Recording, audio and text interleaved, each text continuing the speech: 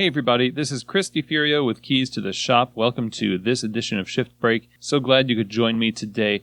Now today's episode is brought to you by the wonderful folks over at Ernex.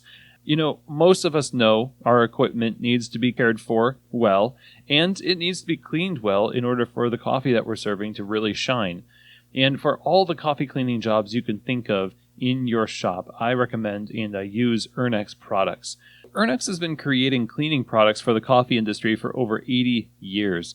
They have developed products for a wide range of equipment and specific uses such as cold brew, steam wands, grinders, brewers, espresso machines, and the world's first dedicated cleaner for roasters. What's really amazing about them also is that they work hand in hand with coffee professionals all over the world to make sure that what they produce and what ends up on your counter in your store is both effective and easy to use. And personally speaking, I have never been disappointed using Ernex products on the bar, and I don't expect I will anytime soon. So the bottom line here is that clean equipment makes the best coffee, and the best cleaning products for your coffee equipment is made by Ernex. So I highly recommend that you get these products in your shop and visit the website, ernex.com. This edition of Shift Break is also brought to you by Odeco.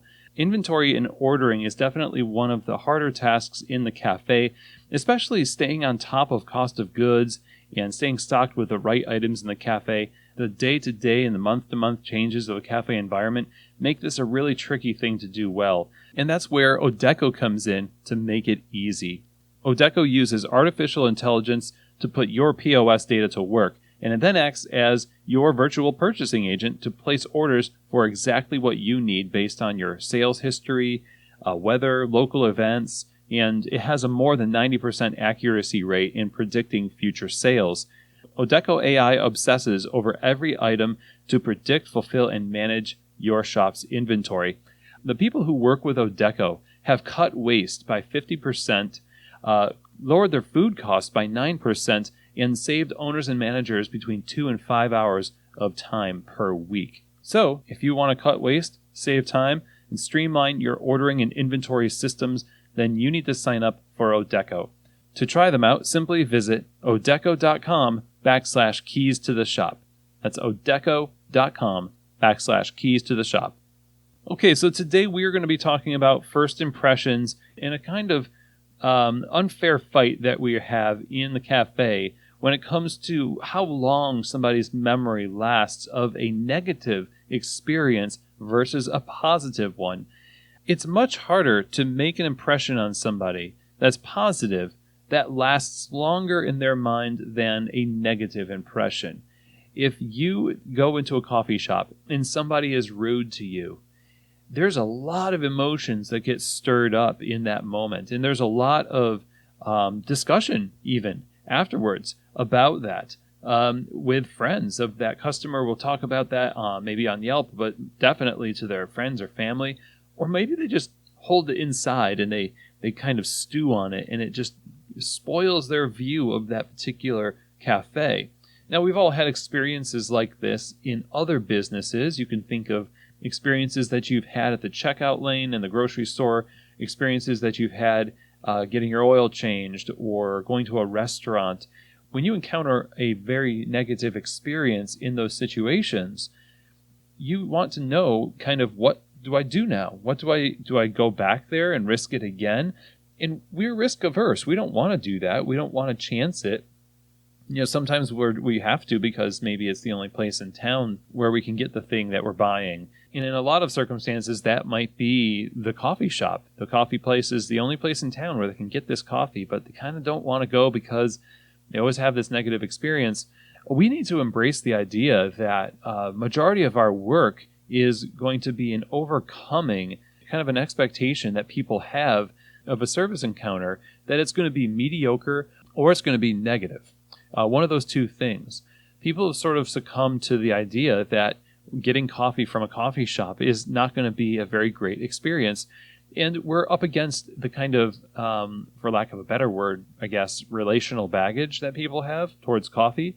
I used to say, and I guess I'm saying now again, that people have been hurt by coffee in the past. They come into the coffee shop with all of this baggage, really, and to them, all baristas are the same. All coffee shops are the same. That's why they order the same drinks at different coffee shops, hardly without looking at the menu. If they're doing that with the menu, they're doing that too with the service experience, unless you prove them wrong, unless you work hard at creating opportunities and moments that outlast and out-impress the things that they're already primed to be impacted by, and those are the negatives. And here's the thing, you're going to make mistakes in the coffee shop. You're going to have a bad day behind bar. And every time that happens, just know that you can do better, and if you work toward doing better, you will get better. But even with that, you're just confirming for a lot of people that their original apprehension about expecting great things from a coffee shop was right, in that their optimism about this coffee shop was silly and unfounded, and they should have just stuck to being cynical about their experience in coffee shops and guarded themselves. We're trying to let people let their guard down. In hospitality, we're working to create these opportunities, again, for outstanding customer service, hospitality, and quality experiences that undo some of the damage done in the customer's mind in coffee and in other ways when they encounter service workers. That could be at a bar, it could be at a restaurant. No matter what, we all kind of work in the same industry, the food service industry.